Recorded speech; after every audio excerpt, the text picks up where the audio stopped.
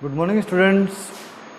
आज का हमारा टॉपिक रहेगा साइकस, और साइकस के अंदर हम आज बात करेंगे कोरोलॉइड रूट की। पिछले वीडियो में हमने नॉर्मल रूट के बारे में बात की थी। मोस्ट इम्पॉर्टेंट ये बात आप ध्यान रखें कि अगर एग्ज़ाम में कोई क्वेश्चन आएगा तो 101% कोरोलॉइड रूट से आएगा। आज तक जितने भी क्वेश्चन हुए हैं, जितने पेपर हुए हैं, उनके अंदर कोरोलॉइड रूट से चाहे छोटा हो चाहे बड़ा हो, क्वेश्चन डेफिनेटली राइज हुआ है। ये डायग्रामेटिक प्लस थ्योरेटिकल दोनों ही प्रकार का क्वेश्चन है। पहली बात तो ये कि कोरोलॉइड रूट है क्या। जहाँ तक हम बात करें कोरोलॉइड रूट के बारे में, ये एक प्रकार का एडेप्टेशन है और ये अगुरुत्वानुवर्ती है। अगुरुत्वानुवर्ती का मतलब ये ज़मीन से बाहर की ओर वृद्धि करती है। पहला पॉइंट, अगुरुत्वानुवर्ती। जड़ों की प्रवृत्ति आप सभी जानते हैं, जड़ें ज़मीन की ओर जाती है लेकिन प्रवाल जड़ें जो है वो ऊपर की ओर आती हैं। ये जड़ें बार बार द्विभाजी Shakhan, it means dichotomously branch होती हैं। डाइकोटोमसली ब्रांच, इसका मतलब हो गया बार बार, जैसे सपोज दैट ये जड़ है तो ये अगली बार कुछ ऐसी हो जाएगी, फिर अगली बार ये कुछ ऐसी हो जाएगी। इसका मतलब बार बार में नई नई शाखाओं का निर्माण होता रहता है, नए नए भागों का निर्माण होता रहता है। जहाँ तक हम बात करें इन पौधे के अंदर, तो पुराने जो पौधे हैं उनकी अपेक्षा नए पौधों में, मतलब जैसे अगर हम बात करें कि जो ओल्ड प्लांट है, तो ओल्ड प्लांट में ये लेस डेवलप होती हैं, मतलब कम विकसित जाती हैं, और न्यू में आपको बहुत अच्छे देखने को मिलती है। न्यू में वेल डेवलप्ड कंडीशन के अंदर देखने को मिलती है। ये इम्पोर्टेंट क्वेश्चन राइज होता है। सबसे इम्पोर्टेंट जो कि हमारा क्वेश्चन भी है, इसके अंदर एल्गल जोन पाया जाता है। मोस्ट इम्पोर्टेंट, इसी के लिए ये रूट है। एल्गल जोन पाया जाता है जो कि कॉर्टेक्स की कोशिकाओं में है।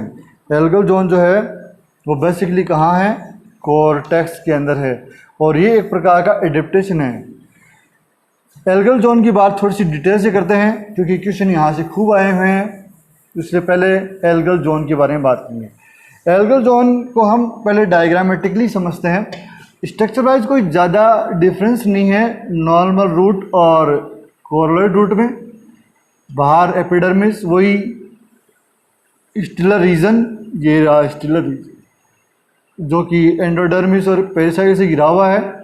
ये एंडोडर्मिस और पेरिसाइकिल का क्षेत्र। लेकिन यहाँ पर थोड़ा सा चेंज है। यहाँ पर वेस्कुलर बंडल में जाइलम और फ्लोएम तीन हैं।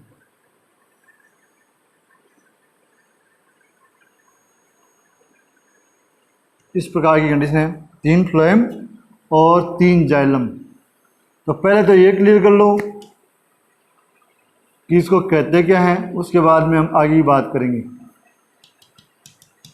जहाँ भी 3 जाइलम और 3 फ्लोएम हो, वेस्कुलर बंडल के लिए शब्द हो जाएगा ट्राई आर्क, त्रिआदि दारू। फर्स्ट। दूसरी बात वही, ये अलग रेडियस में है, ये अलग रेडियस में है, तो वेस्कुलर बंडल का टाइप क्या हो जाएगा? रेडियल वेस्कुलर बंडल या रेडियल सिमिट्री। जाइलम की जहाँ तक बात करें तो PX मैंने बताया था बाहर की ओर दिख रहा है, MX अंदर की ओर दिख रहा है, तो जाइलम का प्रकार क्या हो जाएगा? जाइलम एग्जार्च। यहाँ पर कोई सेकेंडरी ग्रोथ हमें देखने को नहीं मिलती है क्योंकि ये एक प्रकार का एडेप्टेशन है जो फर्दर इनके अंदर पाया जाता है। ये एक ऐसा क्षेत्र है जो बेसिकली ट्रांसपोर्टेशन का कार्य मुख्य रूप से करता है। अब हम देखते हैं इसके अंदर सेवालीय क्षेत्रों की। सेवालीय क्षेत्र, ये कॉर्टेक्स का क्षेत्र हो गया। सेवालीय क्षेत्र बिल्कुल कॉर्टेक्स के मिडिल में है। और क्यों बना है? पहली बात तो ये यहाँ है, middle of the cortex algal zone, algal zone middle of the cortex, first point. इसकी जो सेल है वो कुछ इस प्रकार की है। एक सेल को समझ लेते हैं हम, ये एक सेल इस प्रकार की है। आपको यहाँ पर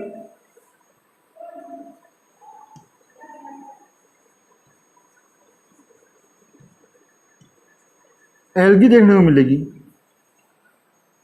साइकस की जड़ों के अंदर अगर हम बात करें बेसिकली, तो यहाँ पर आपको सबसे इम्पोर्टेंट स्पीसीज के रूप में, ये क्वेश्चन आप क्वेश्चन लिख लीजिए, इम्पोर्टेंट क्वेश्चन, सबसे इम्पोर्टेंट मेंबर के रूप में यहाँ पर आपको नोस्टॉक दिखेगा। नोस्टॉक, नोस्टॉक पंक्टिफॉर्मी, पंक्टिफॉर्मी, नोस्टॉक भी याद रखें तो भी सफिशिएंट है, ये पूरा नाम है। और दूसरी स्पीसीज जो देखने को मिल सकती है वो है ऑसिलेटोरिया। ये क्वेश्चन 1 नंबर में बहुत बार आया हुआ है। तो इन जड़ों के अंदर ये पाया जाता है। क्यों है ये, इसका कारण क्या है कि ये जड़ों के अंदर पाए जाते हैं? तो बेसिकली अगर हम देखें तो एक प्रकार से ये एडेप्टेशन है। क्या है ये? अनुकूलन है, अनुकूलन। क्योंकि पहाड़ी आवास होने की वजह से अगर हम देखें तो पौधे जो हैं वो गहराई से भोजन को अवशोषित नहीं कर पाते या मिनरल्स और अन्य चीज़ ले नहीं पाते हैं, जिसकी वजह से इनके अंदर भोजन की कमी होती है। तो एल्गल जोन जो कि फोटोसिंथेटिक एल्गी है, ये क्या करती है? प्रोड्यूस फूड, ये भोजन बनाती है जो स्वयं तो इस्तेमाल करती है, साथ ही पौधों को भी देती है, मतलब जड़ों के माध्यम से पौधे में पहुंचाती है। और बदले में प्राप्त क्या करती है? बदले में कुछ ज़्यादा नहीं, ये बदले में प्राप्त करती है एक तो आवास, जो कि आप देख ही रहे हैं पौधे के अंदर है, तो आवास, प्लस ये प्राप्त करती है मिनरल, क्योंकि जड़ है तो मिनरल लेगी, प्लस वाटर। ये 3 चीज़ें ये जड़ों से लेती है, बदले में ये देती है। तो इस संबंध में जड़ और पौधा दोनों एक दूसरे के सहयोगात्मक भूमिका निभाते हैं, पैरेलल। इसीलिए ये बहुत इम्पोर्टेंट रीजन माना गया है। और जहाँ तक हम बात करें, क्वेश्चन आता है कि क्या साइकस की सभी जातियों में सवालीय क्षेत्र पाया जाता है? ये क्वेश्चन एक बार ही पूछा गया आज तक कि क्या सभी साइकस में सवालीय क्षेत्र पाया जाता है? तो इसका आंसर है नहीं। चौधरी और अख्तर 2 साइंटिस्ट हैं